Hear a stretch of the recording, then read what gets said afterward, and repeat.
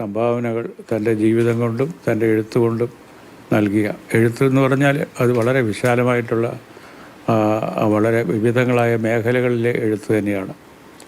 അതിനെ ഒരു കഥയെഴുത്തായോ നോവലിലോ മാത്രം നമുക്ക് നിജപ്പെടുത്താവുന്നതല്ല. മറിച്ച് സഞ്ചാര സാഹിത്യം ഉൾപ്പെടെ എഴുത്തിനെ പറ്റിയുള്ള എഴുത്തും അദ്ദേഹം ഒരു സമയം കിളിവാതിലൂടെ എന്നൊരു പങ്ക്തി മാതൃഭൂമിയിൽ എഴുതിയിരുന്നു. അതൊക്കെ ലോക സാഹിത്യത്തെപ്പറ്റി നമ്മുടെ മലയാളിക്ക് അറിവ് കൊടുക്കുന്ന കൃത്യമായിട്ടുള്ള വിവരങ്ങൾ നൽകുന്ന ഒരു പങ്ക്തിയായിട്ട് എനിക്ക് തോന്നിയിട്ടുണ്ട്.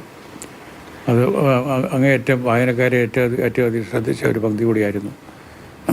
ഈ കൃതികളൊക്കെ മനോഹരമായി ആഴത്തിൽ വായിച്ച് ആസ്വദിച്ചിട്ടുള്ള ഒരാൾ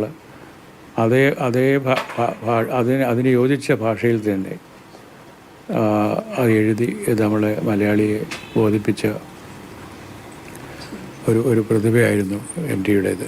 എം ടി ജീവിച്ച സാമാന്യം ദീർഘമായ കാലം ജീവിച്ചിരുന്ന ഒരു എഴുത്തുകാരനാണ് അദ്ദേഹം. ആ കാലഘട്ടം അത്രയും അദ്ദേഹം എഴുത്തിൽ നിഷ്ണാതനായിരുന്നു.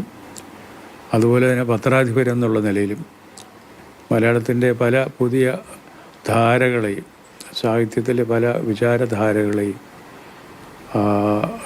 അദ്ദേഹം കണ്ടറിയുകയും പുതുമയെ പ്രോത്സാഹിപ്പിക്കുകയും ഒക്കെ ചെയ്ത ഒരു വളരെ ദീർഘദർശനമുള്ള ഒരു പത്രാധിപരായിരുന്നു അദ്ദേഹം. അങ്ങനെ അദ്ദേഹം ഏതെല്ലാം വേഷങ്ങളിൽ നമ്മുടെ മുമ്പിൽ പ്രത്യക്ഷപ്പെട്ടുവോ അതിലെല്ലാം മറ്റുള്ളവരെ അതിശയിക്കുന്ന പ്രതിഭ പ്രകടിപ്പിച്ച ഒരു പ്രതിഭാധനനായിരുന്നു അദ്ദേഹം.